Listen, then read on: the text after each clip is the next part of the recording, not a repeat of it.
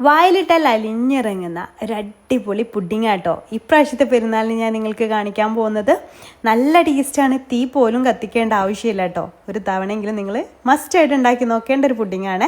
അപ്പോൾ 2 മാങ്ങ എടുത്തിട്ടുണ്ട്. മാങ്ങയുടെ ഒരു സീസണിൽ ഉണ്ടാക്കിയെടുക്കാൻ പറ്റുന്ന പുഡിങ് കൂടെയാണ് കേട്ടോ.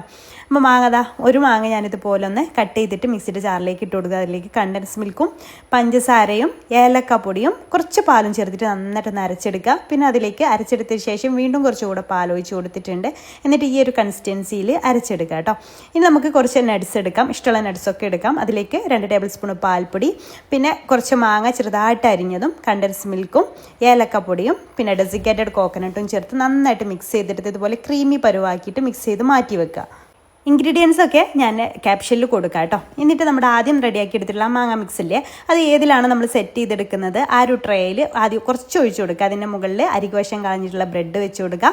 എന്നിട്ട് അതിൻ്റെ മുകളിൽ നമ്മൾ റെഡിയാക്കി എടുത്തിട്ടുള്ള ഈ ഒരു ക്രീമി മിക്സ് ഉണ്ടല്ലോ അത് വെച്ച് കൊടുത്ത് എല്ലാ ഭാഗത്തേക്കും മുഴുവനായിട്ട് വെച്ചിട്ട് സ്പ്രെഡ് ചെയ്ത് കൊടുക്കുക. അതിൻ്റെ മുകളിൽ വീണ്ടും ബ്രെഡ് വെച്ച് കൊടുക്കുക. അതിൻ്റെ മുകളിൽ വീണ്ടും മാംഗോ മിക്സ് ഒഴിച്ച് കൊടുക്കുക. ഡെക്കറേഷന് വേണ്ടിയിട്ട് മാംഗോ കട്ട് ചെയ്തതും കുറച്ച് നട്ട്സും പിന്നെ ഡെസിക്കേറ്റഡ് കോക്കനട്ടൊക്കെ സ്പ്രെഡ് ചെയ്തിട്ട് ഡെക്കറേറ്റ് ചെയ്ത് നമുക്കൊരു 4 മണിക്കൂർ ഫ്രിഡ്ജിൽ വെച്ച് സെറ്റാക്കി എടുക്കാം. സെറ്റാക്കി എടുത്ത ശേഷം ഇതുപോലെ കട്ട് ചെയ്തിട്ട് നമുക്ക് എടുക്കാവുന്നതാണ്. നല്ല ടേസ്റ്റാണ്. നമുക്കിതിൻ്റെ മുകളിൽ നമ്മൾ ട്രസ്ലേച്ചസ് മിൽക്കിനൊക്കെ ചെയ്യുന്ന പോലെ ഇതുപോലെ ആയും സെർവ് ചെയ്യാം കേട്ടോ. ഇഷ്ടമായിട്ടുണ്ടെങ്കിൽ ട്രൈ ചെയ്ത് നോക്കുക. ഫീഡ്ബാക്ക് അറിയിക്കാൻ മറക്കല്ലേ. താങ്ക്